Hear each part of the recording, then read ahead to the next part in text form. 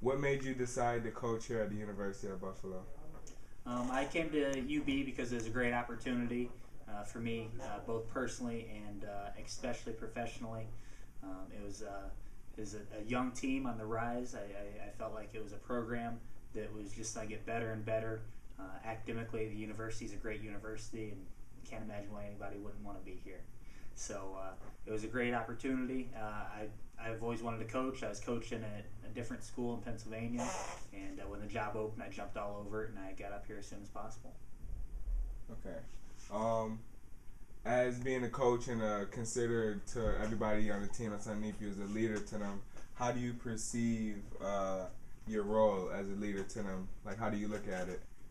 I think it's very important to be a good leader. I think that leadership's everything in an athletic team. If you don't have great leadership, you can't be successful. The way I act and the way I present myself and the things I do are the same way that the kids on the team are going to act, or the young men on the team are going to act.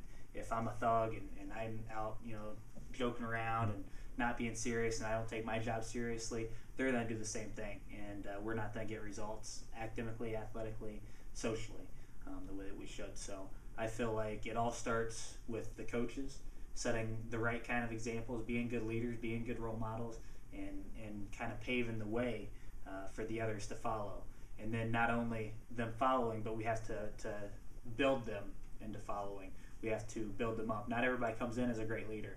Sometimes you have guys that are derelicts and aren't what you want, and you have to find a way to teach them to become a leader, because if they aren't, the team's not going to succeed. All right. So as being a leader, you're often recognized as a leader because you set examples. And how do you feel that you set examples for the kids on the team, as far as wrestling wise and outside of the wrestling room? Well, I never ask anybody to do anything that I wouldn't do. I'm not going to say go run 35 miles at one time if that's not something I'm going to do. And I'm obviously not going to be doing that. This is wrestling. So, but in all seriousness, I feel like I have to outwork everybody on the team, and in order for them to follow me. I can't tell them to do something that I wouldn't have done in my competitive career, as far as with my training or my school or eating habits or this or that. So I show them what I did, and not everybody's gonna do the same thing I did. I'll tell them that the mistakes I made and what went wrong for me and how I improved from it, or I'll tell them what I did right. And it's just all about getting them to do the right things, and they have to see me do those right things in order for them to want to follow me. They have to see me having success and doing things the right way, or else they're not going to want to follow me. So what would you say is the most important trait of a leader, if you could choose one single one? I know it's hard to choose one, but let's say not the most important, but a key aspect of being a leader. What trait? You have to be respected. That's probably what I'd say is the number one thing, is that the people that you expect to follow you have to respect you. If they don't respect you, they will never follow you. That's everything in leadership. Okay.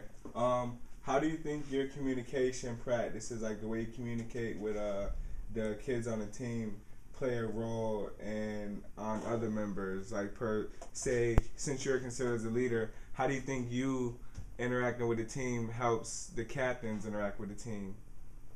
Well, I have to be able to interact with the team, get my points across first, and then after I get my point across and tell them what I want them and what I want them to do and what I expect them to do, then the leaders have to follow suit on the team.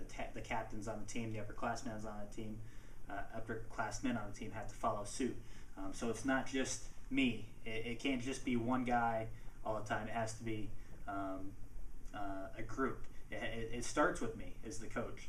It starts with what I say, and then it's up to the leaders and the captains and the seniors to branch off of that and get the rest of the team to buy in and follow. But it all starts with me, and I have to present the right message. I have to do it the right way, and I have to have them do it the right way. If I can't communicate with them, then something's gonna be lost in translation to the rest of the team, and it won't work. Okay, that's it for leadership.